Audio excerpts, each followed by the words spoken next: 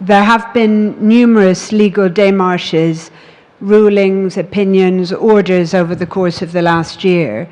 It's not for want of legal processes that Israel's attack on Gaza is ongoing. It is the failure by the international community to uphold those rulings, to comply with them, and to adhere to their obligations under international law. But I'm going to set out briefly the 4 key processes that have occurred or are ongoing this year in relation to Gaza and in relation to Palestine more broadly. The first is, of course, the International Court of Justice's advisory opinion handed down in July, a seminal opinion that makes clear that Israel is occupying the Palestinian territory, that is unlawful, that it must be brought to an end as soon as possible. And the United Nations General Assembly has, of course, said that that means within 12 months of September, so by September of next year, that it is in violation of the right of Palestinians to self-determination, that the settlements must be dismantled and settlers repatriated to Israel, that Israel is in violation of Article 3 of the Convention for the Elimination of Racial Discrimination, which prohibits segregation and apartheid, and there must be restitution and reparation for Palestinians.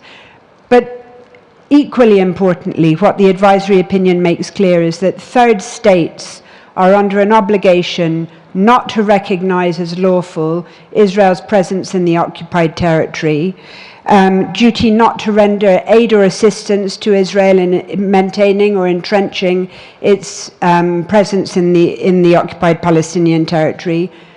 Critically, a duty to distinguish in their dealings between the territory of the State of Israel and the occupied territories, and a duty to cooperate with the United Nations to bring the occupation to an end as soon as possible. So that is an absolutely critical and seminal opinion by the International Court of Justice. There have been 2 other cases before the International Court of Justice, 2 contentious cases. The first is South Africa versus Israel, in which I was instructed, in relation to which the court found that there was a real and imminent risk of prejudice to the rights of Palestinians not to be subjected to acts of genocide. And having found that risk, the court ordered 3 sets of provisional measures against Israel, with which Israel is required to comply. And they include to ensure, for example, humanitarian aid to Gaza, to allow fact-finding missions into Gaza, and to ensure that the Israeli military does not commit acts of genocide, including killing and harm.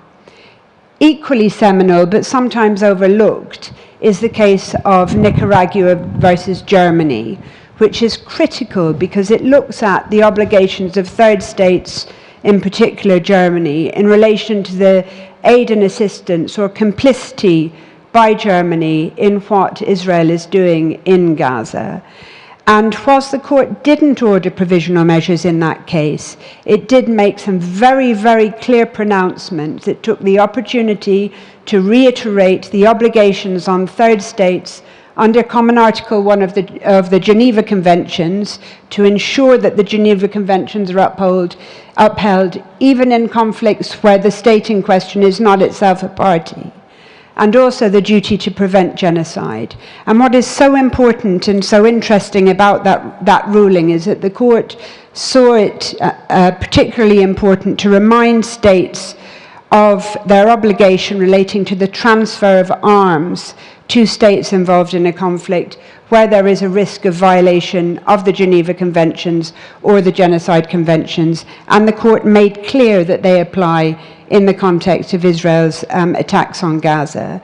And then finally, as you will all know, there are the arrest warrants that have rather belatedly, but at last, been issued by the International Criminal Court, including a warrant for the arrest of Benjamin Netanyahu, the Prime Minister of Israel, for war crimes and crimes against humanity, including starvation.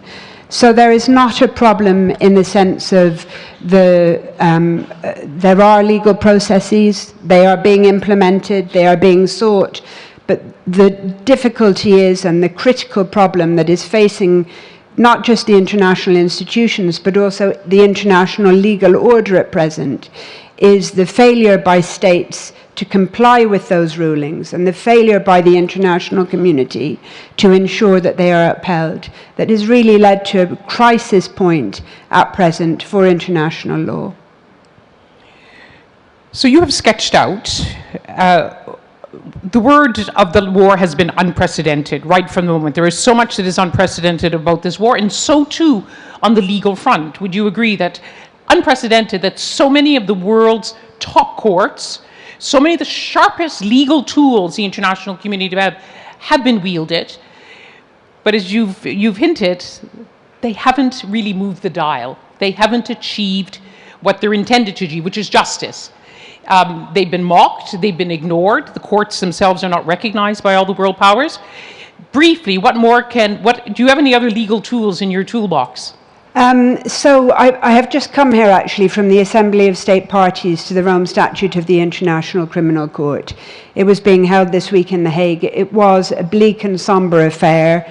You had the President of the International Criminal Court addressing the Assembly of State Parties, talking about the extraordinary and unprecedented situation facing the court, the coercive measures, threats, sabotage against the court, which she described as being an existential threat to the court. And it's very difficult to disagree with that assessment, but not only that assessment as it applies to the International Criminal Court, but to the international legal order as a whole. And it's in significant part, as I said before, due to the failure by the international community to seek to hold Israel accountable for what it is doing in Gaza. There is more that can be done. There are 5 things that I will set out very briefly that can be done, because now is the moment for states, for international lawyers, for civil society to push back, to try and ensure that the international legal order, the international rule of law is not trampled upon, but comes out stronger, because the future, any alternative future is where what is happening in Gaza is normalized, is frankly too bleak to contemplate. Just list, because we're going to have to get on so to very the other, quickly, states can redouble their commitment to international law, number 1. They can intervene in the cases that are currently before the court, South Africa versus Israel, Nicaragua versus Germany, also Gambia, Myanmar. It's not about Gaza, but it is about the Genocide Convention, and it will determine the interpretation of the Genocide Convention going forward. They can bring forward further advisory opinions. Norway is indeed spearheading an initiative at the United Nations General Assembly in relation to the unprecedented attacks on UNRWA. Lawyers in domestic jurisdictions can bring cases.